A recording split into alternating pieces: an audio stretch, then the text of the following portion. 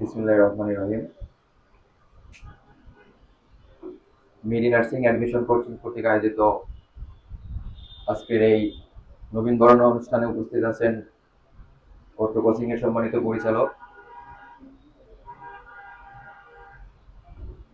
শিক্ষকবৃন্দ এবং আমার সামনে উপস্থিত আছেন প্রাণপ্রিয় শিক্ষার্থীরা। সবাইকে প্রীতি শুভেচ্ছা ও অভিনন্দন। হাঁটি হাঁটি পা করে আমরা একাডেমিক লাইফটা শেষ করেছি।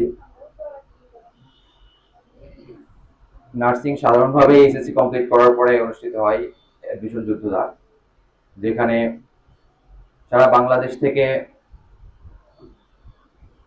অনেক স্টুডেন্টই উপস্থিত হয়, অংশগ্রহণ করে। আমরা আনুমানিক হার অনুযায়ী দেখি যে একটা সিটের জন্য নার্সিং ভর্তি পরীক্ষায় মিনিমাম 35 থেকে 36টা স্টুডেন্ট অংশগ্রহণ করে, যেখানে সিট থাকে একটা, বাকি স্টুডেন্টগুলোকে বাদ দেওয়া হয়। সরকারি নার্সিং এর ক্ষেত্রে পাস মার্ক থাকে 40। তো আমরা এখানে যারা উপস্থিত হয়েছে আজকে, এখানে সবাই নার্সিং অ্যাডমিশন যুদ্ধে অংশগ্রহণ করব এমন মানসিকতা নিয়ে এখানে এসেছি। তো আপনাদের সবার প্রিপারেশনটাই মেডির সাথে হবে। আমাদের যশোর শহরে নার্সিং এর আরো অন্যান্য কোচিং আছে। আমরা যদি কাউন্ট করি তাহলে দেখি 13 থেকে 14টা নার্সিং এর কোচিং আছে। তো এতগুলা কোচিং কে পেরিয়ে আপনারা মেডিতে এসেছেন, এই জন্য সবাইকে আরো একবার প্রীতি শুভেচ্ছা। মেডি বরাবরের মতোই ব্যতিক্রম, যদিও আপনারা অনেকে রেফারেন্সের মাধ্যমে এসেছেন, অনেকে সন্ধান নিয়ে এসেছেন, তথ্য নিয়ে এসেছেন। মেডি কেন ব্যতিক্রম? আমরা যদি প্রথমে টিচার্স প্যানেলের কথা বলি, মেডিতে যে সকল শিক্ষকবৃন্দ আছে এখানে ম্যাক্সিমাম তারা বিভিন্ন কোচিং এর সাথে যুক্ত আছে, যারা বিসিএস সহ ইউনিভার্সিটি অ্যাডমিশন, একাডেমিক কোচিং। তো এখানে ফিক্সড কোনো টিচার নাই যে শুধু মেডিতেই ক্লাস নেবে এমন না। এখানে যে সকল শিক্ষক আছে তারা আরো 2-4টা ব্যাচ করে তারপরে আপনাদের এখানে এসে ক্লাস নেবে। তার মানে তাদের এক্সপিরিয়েন্সের কথা যদি আমি বলি, অন্যান্য কোচিং এর টিচারের তুলনায় তাদের এক্সপিরিয়েন্সটা তুলনামূলক হারে বেশি থাকবে। দ্বিতীয়ত, স্যারেদের শেখানোর পদ্ধতি যেটা, আমরা জানি যে অ্যাডমিশনের প্রিপারেশনটা স্বাভাবিকভাবে 3 থেকে 4 মাসের জন্য হয়ে থাকে। আমরা এইচএসসি লাইভ দেখেন, একটা গ্রামার আমরা শিখে আসছি 6 থেকে 12 পর্যন্ত, সেই গ্রামার আমরা 3 মাসে কভার করব। অর্থাৎ 8 বছরে আমরা যে পড়াটা পড়ে আসছি সেই পড়াটা আমাদের 3 মাসে কভার করতে হবে। তো একটা টিচার 8 বছরের পড়া 3 মাসে কিভাবে কভার করবে, এটা যদি একাডেমিক লাইফের কথা আপনি চিন্তা করেন, একাডেমিক লাইফে বিভিন্ন কোচিং এর সাথে আমরা ছিলাম, বিভিন্ন কোচিং এ ক্লাস করেছি, দেখা যায় যে একবার গল্প 5 দিন 7 দিনেও আমাদের পড়ায়। তো এইখানে আমাদের একটা গল্প 5 দিন 7 দিনে পড়ালে 3 মাসে 8 বছরের পড়া কখনোই কভার হবে না। সুতরাং টেকনিক আমাদের অবলম্বন করতে হবে। সবসময় মনে রাখতে হবে অ্যাডমিশন যুদ্ধটা হবে টেকনিক নির্ভর। আপনি যতটা টেকনিক অবলম্বন করতে পারবেন সহজে, সহজ ভাষায়, আপনি ততটাই এগিয়ে থাকবেন অন্য একটা ভর্তি যুদ্ধের বা ভর্তি পরীক্ষার্থীর থেকে। তো আমাদের টিচাররা আশা করি আপনাদের টেকনিকের মাধ্যমেই শিখাবে, যেটা আপনাদের জন্য সহজ হবে। অনেক পড়া আছে যেগুলো আমরা মুখস্থ করে মনে রাখতে পারি না, সেগুলো আমাদের টেকনিকের মাধ্যমে সহজভাবে করে দিবে। জানি না অন্য কোচিং এভাবে পড়াবে কিনা, বাট আপনারা এটা পাবেন। ক্লাস করার পরে অনেকে আমাদের এখানে ফ্রি ক্লাসের কথা বলে যে আপনারা এখানে ফ্রি ক্লাস করব, আপনার কোচিং এ ফ্রি ক্লাস করে তারপরে ভর্তির সিদ্ধান্ত নিব। তো আমরা ফ্রি ক্লাসের কথা বলি না, আমরা প্রথম ক্লাসের কথা বলি যে আপনারা আমাদের যে কোনো টিচার, শুধু যে একজন টিচারের ক্লাস করেই আপনাকে ভর্তি হতে হবে, ভালো একটা টিচারকে আমরা দিব, সেই টিচারের ক্লাস করে আপনারা ভর্তি হবেন এমন সব করার মতো টিচার আমরা এখানে দিই না। আপনি যে কোনো টিচারের ক্লাসই করবেন, আপনার ভালো লাগবে এবং আপনার ভর্তি হতে ইচ্ছা হবে। আর আমি মনে করি এখানে যদি ফ্রি ক্লাসের উদ্দেশ্যে কোনো স্টুডেন্ট এসে থাকে, তাহলে ক্লাস করার পরে ভর্তি না হয় সে বাসায় ফিরে যাবে না। তো এতটুকু নিশ্চয়তা আপনাদের আছে, আপনাদের দিব। আমাদের কোচিং এর মূল লক্ষ্য থাকে স্টুডেন্টটা চান্স পাক, বা ভালো একটা সরকারি নার্সিং কলেজ বা ভালো একটা ইউনিভার্সিটিতে একটা সিট সে দখল করতে পারে। কারণ টাকাটাই আমাদের এখানে মেইন সার্থকতা না। যদি কোচিং একটা বিজনেস, অনেক প্রতিষ্ঠানে এই কথাই বলা হয় এবং অভিভাবকবৃন্দরা এই ভ্রান্ত ধারণা থেকে থাকে, বাট কোচিং এর সার্থকতা, একটা টিচারের সার্থকতা কখনো বিজনেসের মাধ্যমে হয়ে থাকে না।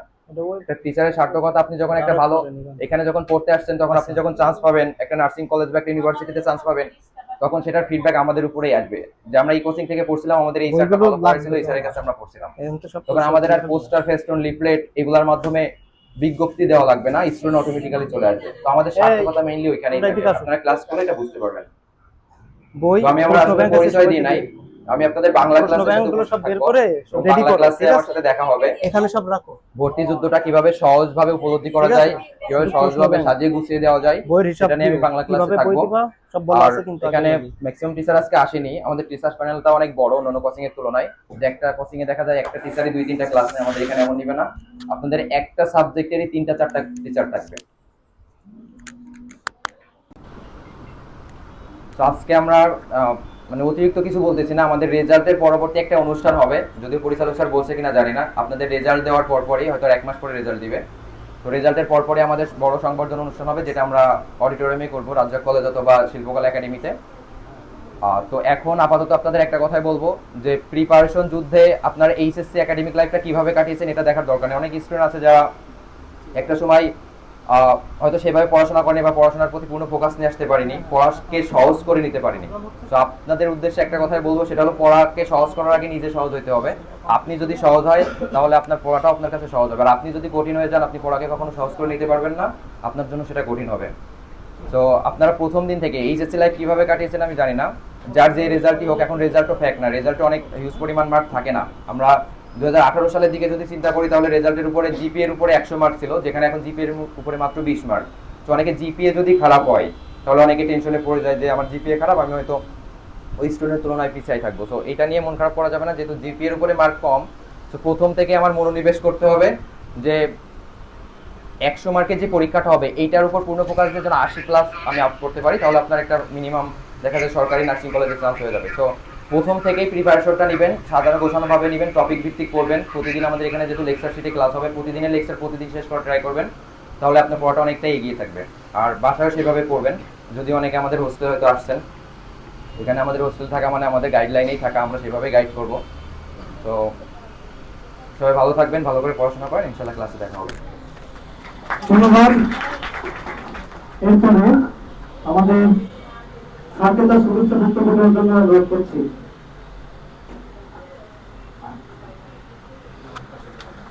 আসসালামু আলাইকুম। আচ্ছা, আপনারা তো সবাই ভালো আছেন তাই না? মুন্না স্যার যে কথাগুলো বললো আপনাদের জন্য, এরপরে বলার কিছু তেমন একটা থাকে না।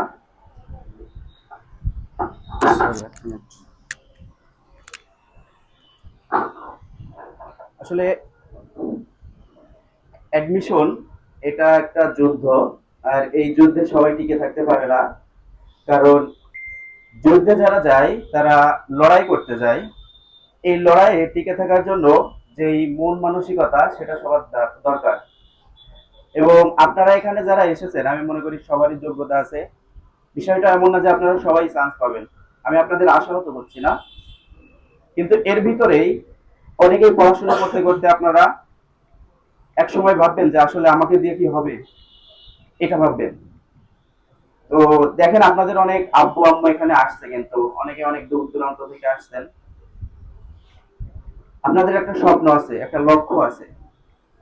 যদি আপনাদের স্বপ্ন থাকে, লক্ষ্য থাকে, তাহলে আপনি আপনার স্বপ্নের যে সিঁড়ি সেখানে উঠতে পারবেন।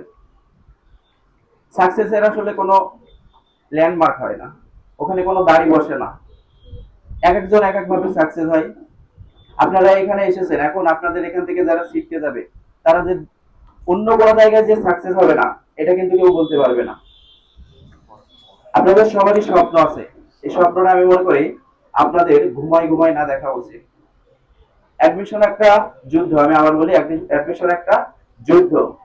আপনি একা পরীক্ষা দেবেন না, আপনি হয়তো মেডি নার্সিং থেকে পরীক্ষা দেবেন, এখানে হয়তো আপনি টপ রেজাল্ট করছেন, কিন্তু যখন আপনি বাস্তবে পরীক্ষা দেবেন, পরীক্ষার হলে বসবেন, তখন দেখা যাচ্ছে আপনার থেকে অনেক ভালো ভালো স্টুডেন্ট আছে ওখানে। আপনাদের এখন থেকে আমি মনে করি, আজ এখানে আপনারা এসেছেন, আজ কোনো ক্লাস নেই, আপনাদের পরিচয় পর্ব এবং আপনাদের সাথে একটা সম্পর্ক তৈরি করা। আর সম্পর্কটা তৈরি করা মানে এটাই যে ওই সম্পর্কটা রক্ষা করা। আপনার আব্বু আম্মুর সাথে কখনো কি সম্পর্ক বিচ্ছিন্ন করতে পারবেন? পারবেন? পারবেন না। তাহলে মেডি নার্সিং এ যে আসছেন, এখান থেকে আপনি আপনার স্বপ্নে পৌঁছানোর জন্য যে গাইডলাইনটা নেবেন, এই গাইডলাইন, এই পরামর্শ, আপনার যে সমস্যা সেই সমস্যাগুলো যদি আমাদের স্যারকে, পরিচালক স্যারকে বলেন, অবশ্যই ঠিক করে দেবে। সব থেকে বড় কথা, আপনি যদি স্বপ্ন দেখেন, ওই স্বপ্ন বাস্তবায়নের জন্য আপনার যে পরিশ্রম, সেই পরিশ্রমটা খুবই জরুরি। এখানে অনেকেই আসছেন যে আসলে পড়তে হয়, তাই আমার বান্ধবী নার্সিং এ ভর্তি হচ্ছে, তাই আমিও ভর্তি হচ্ছি। বিষয়টা যদি এমন হয়, তাহলে কিন্তু আপনি চান্স পাবেন না। কথাটা শুনতে খারাপ লাগলেও আপনি কিন্তু চান্স পাবেন না। আপনি যদি স্বপ্ন দেখেন যে না, আমি কোন একটা সরকারি নার্সিং এ চান্স পাবো কলেজে, তো আপনার আব্বু আম্মু এটাতে অনেক বেশি খুশি হবে। আব্বু আম্মু আসলে কিছু চায় না, কি চায় জানেন? একটু সম্মান। কারণ আব্বু আম্মু এখন অনেক মুরব্বী হয়ে গেছে, তাদের দায়িত্ব আমাদের সুন্দরভাবে মানুষ করা, মানুষের মতো মানুষ গড়ে তোলা। মানুষকে শুধুমাত্র বলা হয় যে মানুষের মতো মানুষ হতে, অন্য কোনো প্রাণী বা অন্য কোনো জীব জন্তুকে কিন্তু বলা হয় না। তার মানে কি, আমরা মানুষ হিসেবে আসলে মানুষ হিসেবে গড়ে উঠতে পারি না, তাই আমাদেরকে বলা হয় মানুষ হিসেবে গড়ে ওঠার জন্য। তো আব্বু আম্মু যেহেতু আপনাদের স্বপ্ন দেখে, আপনারা স্বপ্ন দেখেন, আর এখানে এসেছেন, অনেকে ভর্তি হয়েছেন, ভর্তি হবেন, ক্লাস করবেন, অনেকের বিভিন্ন চিন্তা থাকে। স্বপ্নটা এমন ভাবে দেখবেন যেটা আপনি বাস্তবে রূপ দিতে পারেন। আজ আপনার নামে কেউ খারাপ কথা বলছে যে অমুকের মেয়েটা নার্সিং এ পড়বে নাকি, শুনলাম। অনেকে ক্রিটিসাইজ করে, অনেকে ছোট করে আপনাকে। এগুলো কখনোই কান দেবেন না। আপনি যদি এখান থেকে ভালো একটা সরকারি নার্সিং কলেজে চান্স পান, তখন এলাকার ভিতরে আপনার নাম ডাকা হবে।